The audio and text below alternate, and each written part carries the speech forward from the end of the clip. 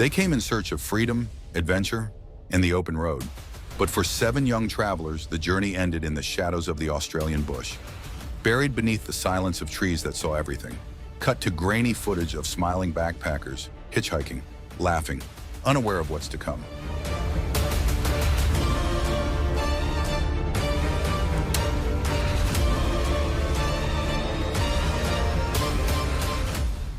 This is the story of Ivan Milat, a man who turned paradise into a hunting ground and whose crimes stained the sunburnt country forever. Australia, a continent of breathtaking beauty, has long drawn adventurers and travelers from across the globe. For decades, the Backpacker Trail was an iconic journey, a symbol of freedom and discovery for thousands of young people eager to explore its vast, untamed wilderness. Along the very roads that promised adventure, a sinister predator was at work. This is the story of Ivan Milat, the backpacker whose horrific crimes shattered a nation's innocence and forever changed the perception of Australia's idyllic outback. Our story begins with the hopeful journeys of 2 British backpackers, 21-year-old Caroline Clark and 22-year-old Joanne Walters. Friends, they arrived in Australia in April 1992. After time in Sydney, they planned to hitchhike south to Mildura. On April 18th, they were last seen leaving a hostel in King's Cross, embarking on their next adventure.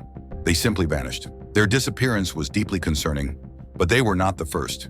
In December 1989, 19-year-old James Gibson and 20-year-old Deborah Everest, both from Melbourne, disappeared while hitchhiking to a festival south of Sydney. Then in January 1991, German backpacker Gabor Neugebauer and his girlfriend, Anja Habschied, also vanished after leaving a Sydney hostel, intending to hitchhike to Melbourne. The pattern was unsettling. Young international backpackers, last seen along the Hume Highway corridor, disappearing without a trace. The final known victim before discovery was 21-year-old German Simone Schmidl, last seen in January 1992, also hitchhiking the same route. Families grew desperate. Phone calls yielded only dead ends. No bodies, no clues, just the chilling silence of absence. Australia's bushland can hold many secrets. For years, the isolated Belanglo State Forest, just off the Hume Highway, held the darkest. On September 19, 1992, 2 bushwalkers discovered partially buried remains. Forensic teams confirmed the worst. These were Caroline Clark and Joanne Walters, the British backpackers who vanished months earlier. The scene was chilling. Joanne Walters had been stabbed multiple times, her spine severed. Caroline Clark had 10 times in the head. The brutality and remote burial site immediately signaled a cold-blooded. The discovery sent shockwaves, confirming a serial killer was operating. Police quickly established Task Force Air, the largest manhunt in Australia's history. The horror continued. A month later, in October 1993, a police search unearthed more James Gibson and Deborah Everest, both extensively. In November, Simone Schmidl's remains were found, also with multiple stab wounds. Finally, in early May 1994, the bodies of Gabor Neugebauer and Anja Habschied were located. Anja had been decapitated, her skull never found, and Gabor in the head. 7 in total, all backpackers, all meticulously buried in the same forest.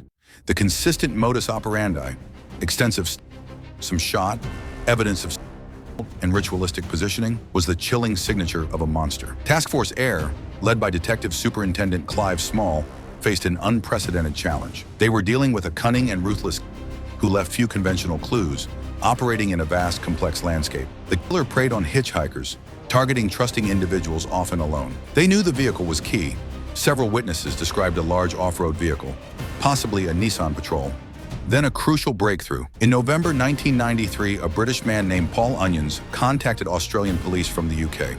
In January 1990, he had been hitchhiking south of Sydney when a man in a Nissan Patrol picked him up. During the ride, the driver suddenly pulled over, produced a and threatened him.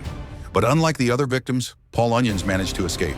He ran for his life, flagging down a passing car and reporting the incident to local police at the time. Crucially, he remembered the attacker and the registration details of the vehicle. Paul Onions' detailed description of his assailant, a man with dark hair, a distinctive nose, and the vehicle was invaluable.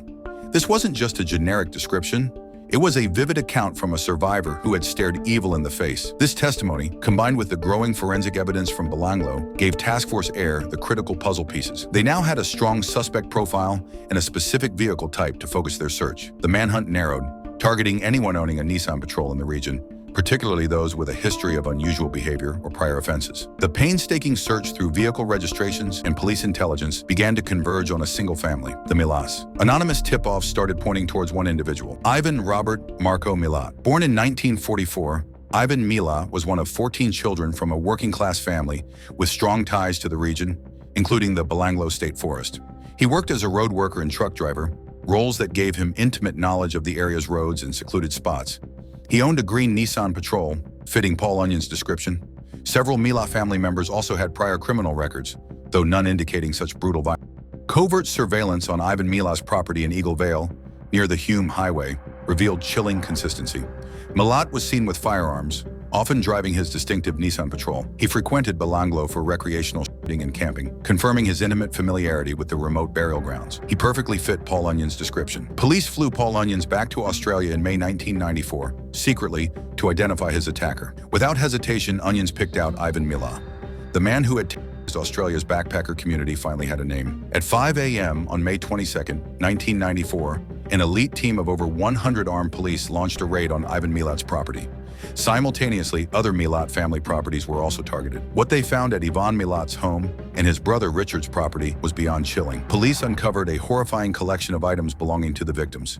Caroline Clark's camera, Joanne Walters' shirt, Simone Schmidl's sleeping bag, Anya Habschied's water bottle, Gabor Neugebauer's gas canister, and a distinct German army knife.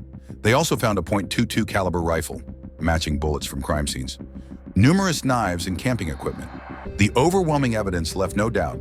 Ivan Milat was arrested without incident, remaining stoic and uncooperative, denying everything. The trial commenced in March 1996, becoming one of Australia's most significant. The prosecution, led by Mark Tedeschi QC, built a formidable circumstantial case, heavily relying on Paul Onions' testimony, forensic evidence matching Milat's rifle and tools to the victims, and the irrefutable discovery of victims' belongings in Milat's home. Throughout the trial, Milat remained expressionless, maintaining his innocence, even attempting to implicate family members, but the evidence was too overwhelming. On July 27, 1996, the jury returned its verdict. Ivan Milat was found guilty of all 7 murders. He was sentenced to 7 consecutive life sentences without parole. For 23 years, Ivan Milat remained defiant in prison, denying guilt, launching failed appeals, and never showing remorse.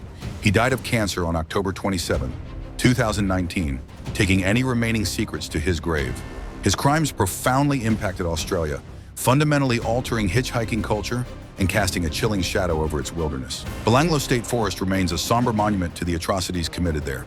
The Ivan Milat case stands as one of Australia's most infamous and chilling crime sagas. It is a testament to the relentless dedication of law enforcement and the courage of survivors like Paul Onions that justice was ultimately served. We remember Caroline Clark, Joanne Walters, James Gibson, Deborah Everest, Gabor Neugebauer, Anya Habschied, and Simone Schmidl. Their lives tragically cut short, but their memories live on. If you found this deep dive compelling, you won't want to miss our previous documentary on the Eliza Fletcher murder case. Click the card in the top right or the end screen to watch it now. And if you found this documentary informative, please give it a like and share your thoughts in the comments below. Your insights fuel our discussions, and for more in-depth true crime stories, don't forget to subscribe and hit the notification bell so you never miss an upload. We're grateful you joined us for this documentary. Your viewership means a lot. We'll be back soon with another compelling story. Until then, take care, stay vigilant, and be well.